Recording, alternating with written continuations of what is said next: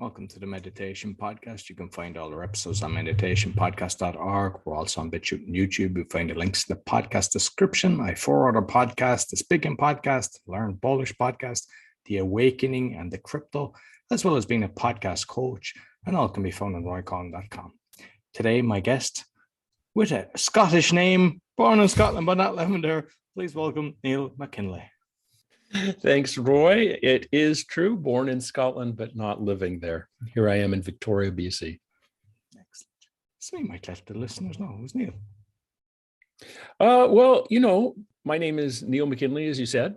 A little bit of an introduction. I'm a teacher of embodied meditation. I'm also a student, because of that, of embodied meditation. And I actually learned to meditate when I was a teenager. I was a competitive swimmer, and a swim coach taught us how to meditate late one night at a swim meet. About 30 years ago, I started giving form to my engagement with practice. Initially it was fairly loose and informal. About 30 years ago, I started to give it some form, and I studied and practiced in 2 successive communities, both rooted in Tibetan Buddhism, which means, I was engaging formal curriculum. I was doing long retreats. And then in about 2005, 2006, I started teaching, which is, kind of started the long road that brought me here. Embodied meditation. What's that when it's at home? Oh, embodied meditation, every form of meditation that I'm aware of, and I'm not aware of every form of meditation, just every form that I am aware of, involves taking our wandering meditation and placing it somewhere. Our attention wanders and we place it somewhere. Our attention wanders and we place it somewhere. And there's a wide range of placements that we can avail ourselves of. And with embodied meditation, what we're doing is we are deliberately, repeatedly placing our attention in some aspect of embodied experience, of this apparently bounded body that most of us associate with the word embodiment, of the body of sense perceptions, of the body of the earth, deliberately coming back over and over and over again to this. Excellent. So with the retreats, you might explain, because is it like a weekend retreat, or would you go for a few weeks, and what would it entail? I did a full range from one-day retreats, weekend retreats, to I did some what were called city retreats with a teacher named Pema Chodron, in which it was kind of like an early version of an online retreat, in which she would teach on a Monday in Berkeley, and then we'd get the video of that on Wednesday in Victoria. We'd watch the video, we'd do the study that she asked us to do, and then occasionally we'd come together as a Victoria group and practice on a weekend. 2 really quite long retreats. I did, 12, 14, 16, they're called datans, 1 month in-person meditation retreats, which involved a lot of meditating, getting up at maybe 7, meditating for an hour, having breakfast, going back, meditating for 2 or 3 or 4 hours, having lunch, a little bit of a break, going back, meditating through the afternoon, break for dinner, meditating into the evening, with maybe a little bit of time for a talk somewhere in there, but most of the day would be spent in meditation. And what kind of journey do you go? Because I've never done that. What kind of journey do you go in your head when you're doing that much meditation? Well, it's really interesting. It really ranges. I often say to people that, if you look at meditators, you just don't really get a sense of what's going on. If you walk into a meditation room, you sit and you see a bunch of people just sitting quietly, and the internal experience, as you're pointing to, is really quite varied and quite different for all of us, and from moment to moment, session to session. It can be very peaceful and very settled, just a sense of being completely aligned with this body, this moment, this life, which is can be really quite beautiful. Peaceful is the word that I would use to describe that. It can be very tumultuous. A lot of internal issues are rising up, memories, feelings are rising to be greeted, which is, challenging. And it can also be, quite frankly, tiring and boring. So there's a certain stretch of time where it's just like, oh my gosh, how am I going to stay awake for the rest of this session? I'm sitting up in meditation posture and I feel like I'm going to fall over. That's kind of an example of some of the range of experiences within that. But over the period of a month, there would be a sense of settling. I think that would be the most, if I had to pick a single word, that would be an overall sense of settling into the stuff of my life, day after day after day. And what you mentioned sitting. So are you sitting in a certain posture with your hands, and are your eyes opened or closed? Well, it's a certain posture, hands resting on the thighs or resting in the lap. And, generally the instruction that I've received and practiced is eyes open. Sometimes that gets a bit distracting. And, if my attention's not able to settle and my eyes are open, I can start looking all over the place. So I will close my eyes from time to time, but generally eyes open. One of the things that's interesting about embodied meditation, the style of meditation, specific style of meditation I practice and teach, is there can be a lying down component to it. We'll often spend a little bit of time lying down just to allow ourselves to relax and make it a little bit easier for our attention to settle into embodied experience, to find and come into embodied experience. So there would also be that aspect present in the sessions that we would do. And I know just from reading the profile that like you've spoke to, say 100 plus people, but you also do online. So what have you I unfortunately, a lot of people in the last 2 years of craziness have to transfer, but hopefully, they can get back to normal. But the different ways of connecting and organizing yourself, both online and offline. Well, online's actually been really interesting. I think the biggest thing that's helped me adapt to teaching online and practicing online is the recognition that it's different from in person. Not better, not worse, but different. And so having made a few adaptations, because of that difference, I find that there's a kind of, even though we're spread all over the globe when we come together online, there's a kind of intimacy in our lives, intimacy that arises from working in that way. That is, again, it's not better, not worse, but it's not, that kind of intimacy is not apparent when we get together in a shrine room in some particular location. You and I are sitting here talking right now, and I can see behind you, I can see your background, I can see your bookcase. And it's like, oh, well, that's interesting.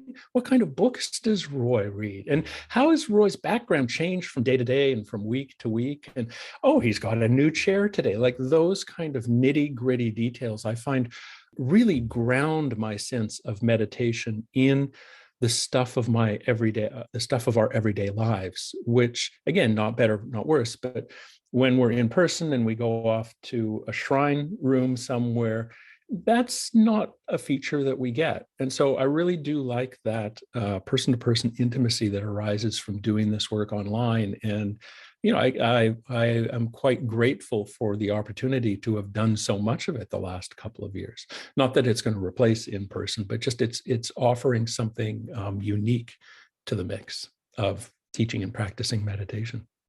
I suppose the advantage as well is, I know a lot of people like to go away for retreats, but, not everybody can afford to go to these different locations and the travel time and everything. Whereas, you're just in your place, you set aside, whether it's, so many hours, and then you're back in your own, comfort of your own home. Yeah, I mean, even if you're looking at something as simple as a 1 hour meditation session, when one's doing it at home, it's like, okay, 10 minutes before I need to set up, and then, maybe I need to put things away at the end. So the hour takes, an hour and 20 minutes out of our day. But if, you have to drive across town and you have to arrange someone to, take care of your kids or walk your dogs, it's even in that sense, it's, a much bigger challenge to fit into the stuff of what for most of us are really busy lives. Exactly. I see you're an author as well. Just curious, is it something related to this that you've written, or something totally off topic? No, it's loose. It's loosely. I shouldn't say that. Is actually related to this. I said a few minutes ago, or I pointed toward my background as a competitive swimmer. After my swimming career ended, I spent 20 years as a swim coach. And those 20 years overlapped with the years that I was beginning to give some formal shape to my meditation practice. And I became really interested in how, I mean, I'm still very interested. It's the core of my work. I really became interested in how the stuff of our daily lives and the stuff of meditation practice actually interpenetrate and influence one another. I became specifically really interested in how my work as a swimmer and my work as a swim coach actually overlapped with my engagement of the path and practice of meditation. And the book I wrote is called Learning to Swim. And it's a series of short nonfiction essays about just that, about how I saw the teachings and practices of meditation influence and be influenced by my years as a competitive swim coach largely, although there's a couple of essays that point back to my swimming days. And when you were swimming, and the same with your fellow swimmers, and you were introduced to meditation, did you all improve in your speeds? Did it have an impact, or was it just more to be kind of calm? At that point, it was, dating myself a little bit, it was the late 1970s. And at least in the swimming world, what we now call, sports psychology, or the mental aspect of sport, was coming more to the fore. It was becoming a little bit more mainstream. It was still a little bit fringe, but it was coming more to the mainstream. And so we actually engaged a full suite of things, mental training things, as a team. And meditation was one of them. Progressive relaxation was another. Visualization was another. How to separate the influence from one to the other, I don't think I could do that, one from the other. But I do think that suite did affect my capacity to perform as a swimmer. And it gave me a set of tools to deal with the stress and the uncertainty of the situation, which was helpful. Excellent. I know that you're involved with two communities, the Living Meditation Network and the online gatherings. You might explain what both of them are. Yeah, so both of them are online communities that I offer. The Living Meditation Network, and both, I should go back, both are, I was insinuating or pointing in this direction with our talk about the book that I wrote, Learning to Swim, and kind of my explorations when I was a swim coach. I've long had this curiosity about how meditation and everyday life influence one another, how everyday life influences our meditation practice. And my work, it really centers around engaging people who have a similar sense, who don't want to separate quite so much, that feel like that there is a way to bring meditation in our daily life more closely together, and that's how our path actually is revealed and emerges for us. And so these two communities are a couple of resources for that. The Living Meditation Network is a free to join online hub that offers a range of resources for people to take advantage of. There are guided meditations, there are short talks, there are questions posted, there are quotations posted. It links to a range of other things that I offer online, like my podcast, like my blog that I update. And then the online gatherings is a subscription-based community where we actually go deep with this. There's the option of 3 Zoom meetings every week. Two of the Zoom meetings, the Tuesday and Thursday Zoom meetings, we practice together, we do a guided practice together, and then we actually explore some aspect of bringing meditation to life. We've been exploring the Buddhist teachings on the paramitas for the last long while. And then on Saturday, we get together and it's an unguided practice session, and we have some time to talk with one another, to have a discussion period. And all of it, is guided towards bringing this practice and these teachings more fully into the stuff of our daily life. And back to what we said a few minutes ago, the online format actually is really, really good for that. Really, really good for blurring the lines, blurring the distinctions between one and the other. And for somebody that's looking to start meditation, do you think the guided is the best route to start off? I find guided is a really great way to start. Yeah, I find the guided meditation is it's like it gives you a scaffolding or an infrastructure to work within as a practitioner. And I find that scaffolding really helpful. Okay, do this and do this and do this. And one of the things I'm very aware of in the the online gatherings that I spoke of, is the importance of not only having the scaffolding, but loosening the scaffolding from time to time and then letting the scaffolding fall away, which is one of the reasons why we balance what we're doing between guided practice and unguided practice, so people can work without that scaffolding and kind of find their own way in and through the practice. And have you worked on breath work? There's a significant portion of the work we do is tending to the breath. That's one place that we can place our attention in embodied practice, is on the breath. And so I guess the answer would be yes to that. Okay. And I know that because I've, with the profile, a survivor from a relationship with a dysfunctional spiritual mentor. What's that about? Yes. What's that about? So I spoke to being part of two successive communities as part of my training, part of my education in this work. And beginning in about 2016, my relationship with the second community started to fray. I started to feel uncomfortable, more and more uncomfortable with the way the leader was treating his close students, myself being one of those, but more and more uncomfortable. And in 2018, I was invited to be part of an inner circle of the senior most students. And at that point, my discomfort intensified considerably. It was, what I say to people is, it was like I had reached the end of the yellow brick road, and I had stepped into the wizard's castle and the curtain was pulled back, and I really didn't like what I was seeing. It became apparent to me that in spite of what I believed, and in spite of what I'd been told, and horrifyingly, in spite of what I had told so many others myself, what was driving that community was not, in my opinion, the teachings or the practices or even the well-being or the development of the students. What was the driving force was the whims and the wants of the leader. And the extent that he was willing to go to assert those whims and wants was, it was appalling. I've say that for me, it was an environment at the end that was characterized by manipulation and disempowerment and disrespect. And through all of 2019, I really struggled with this. I struggled with the dissonance between what I thought was going on and what was actually going on, that rub.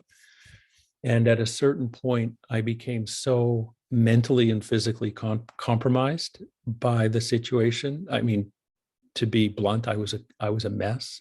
I became so mentally and physically compromised by this dissonance that I had to leave. And so in February of 2020, that's what I did. I left. Like, because I'm assuming that's not a rare occurrence. It's obviously probably happens to a lot of people, but I suppose the best thing is to have kind of more communities that you can, gather and have your space, because when something like that happens, sometimes if you're on your own or you're relying on being in, a certain organization, it can hurt a lot more.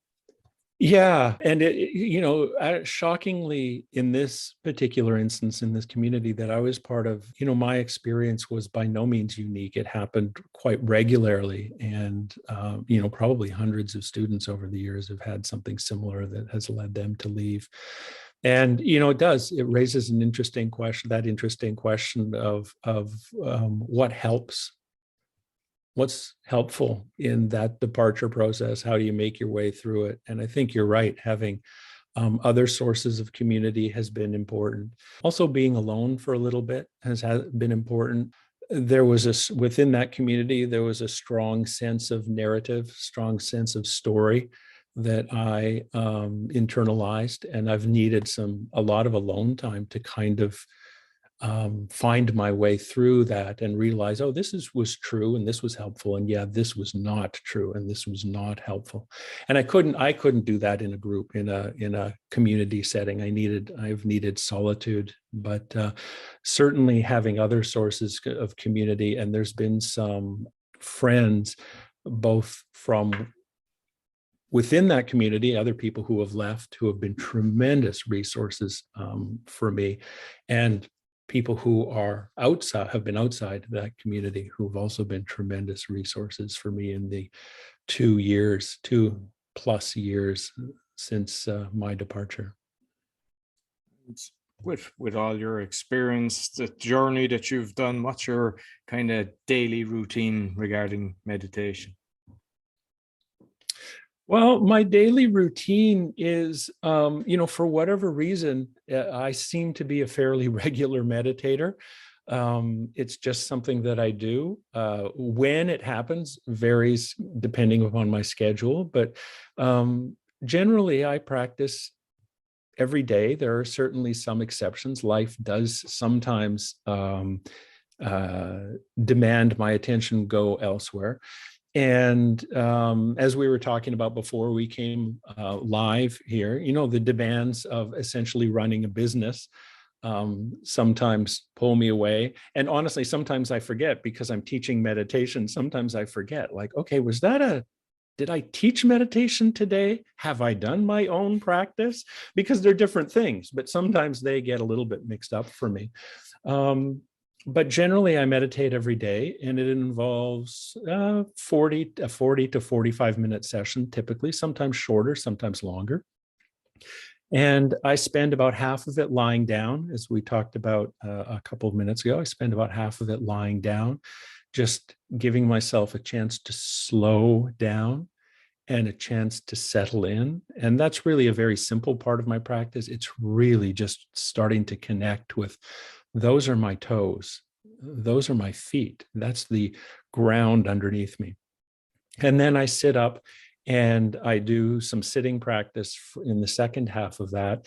And the sitting practice typically involves placing my attention on the breath coming into the lower belly, feeling the presence of the earth underneath, and settling into this, and allowing embodied experience to offer whatever it wants to offer, giving that part of my life some room to express itself and share itself with me. And do you do it in silent, or is there music in the background? I tend to. I do it silently. Sometimes there is household noise in the background, doors slamming and pots scraping and, people moving about. And we've got during the day, a busy street outside. So there's always something going on out there, but generally in silence. Oh, excellent. And just finally, your podcast, you might let people know a bit about it. My podcast is called Bringing Meditation to Life. And, the intention here is the theme that we've come back to again and again and again, which is this sense that our everyday life has something to offer our meditation practice, and our meditation practice has something to offer our everyday life. I talked about leaving this community, this longstanding community, in 2020. And while there was some relief in that experience, I mean, as I said, the situation had become just so intolerable for me. While there was some relief in that, the sense of loss and grief was and is overwhelming. And while understandably a lot of my former peers stepped away from meditation practice once they left that community, I, for some reason, stepped towards it. My meditation continued to be regular, and I stripped things down, and it got more simple and less expectant and less demanding than it had been in the previous years. But I stepped toward meditation practice. And as I settled into my loss and grief, I found that there was a kind of knowing, a kind of wisdom waiting for me that really met my lostness, my sense of I have no idea what is going on here. And now those familiar with Buddhist meditation are not going to be surprised by this. I've just offered a very traditional description of meditation practice. We settle in, that's one phase of meditation. And then we tap into a deep kind of intelligence. That's a second phase of meditation practice. But what shocked me was that the experience seemed to contain a third phase, a phase in which the knowing of my embodied life actually was speaking to how I could be in the world. It was giving me a path through this very difficult experience. So if what came up was, I need to rest, well, I rested. I need to reach out, I reached out. I need to seek trauma therapy, which I did a lot of, I'll do that. I need to share with others what's going on for me. And much to my surprise, I found myself moving through my loss and grief in that way. And much to my surprise, I've found almost this lifelong sense that meditation and everyday life have something for one another, being affirmed in a really strong way. And that's kind of the intention of the podcast. I mean, it's the intention of all the work that I do, but the intention of the podcast, Bringing Meditation to Life podcast, is to offer us glimpses of what that might be like. And I'm currently alternating a couple of formats there. Sometimes I'll offer a short reflection, a short essay from my own life experience, talking about this dynamic, this mutual influencing. And sometimes I'll interview other meditators and we'll hear about what it's like for them. How do these two influence and illuminate one another for you? And that would be the podcast. That is the Bringing Meditation to Life podcast. Just a chance to catch glimpses in, I guess you could say, real time of what it's like for us. Okay, here's what it's like for me. Here's what it's like for another practitioner. How is meditation influencing our lives? How are our lives influencing meditation practice? What does that rich, rewarding stew look like and feel like and seem like for us? Excellent. Neil, really enjoyed our conversation. So you might let people know, how can they get in contact with you? Well, the best way, you can find me in all the usual places, Facebook and Instagram and Insight Timer.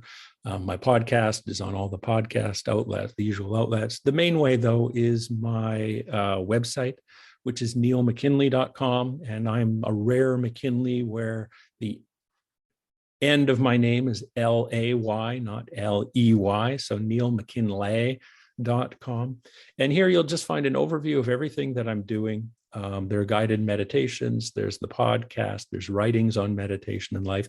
There are the two communities we talked about. There's access to the Living Meditation Network. There's access to the online gatherings. But really, the best way is to just look through the site. There's a newsletter there people can subscribe to, and it's a great way to get familiar with what I offer, to be updated on what's going on. And honestly, because the emails show up about once a month, to be reminded that meditation can have a place in our life. There's a lot of people that I work with who I don't see for years, but I'll run into them and they'll say, like, I'm really so glad I subscribed to your newsletter. And I'm like, oh, well, do you find the guided meditations helpful? Do you like the blog? Are you listening to the podcast? They say, no. I never did look at any of that, but I get the email and I remember, oh yeah, I want meditation to be part of my life. And, initially I was kind of like bummed out about that. I was like, oh no, like read something, but now I'm glad that I have this opportunity just to send this out and for people to be reminded, oh yeah, meditation. Well, maybe I'll do something about that. So that would be the main way, the website and the newsletter subscription that you can do on the website. Excellent. Yeah. And I'll make sure I'll put the links both in the audio and the video. Thank you very much, Neil. Thank you very much. Enjoy the rest of your day. So that's all for the Meditation Podcast. You'll find all our episodes on meditationpodcast.org, on YouTube. Be sure to give us a thumbs up, 5-star rating, share with your friends. Until next week, take care.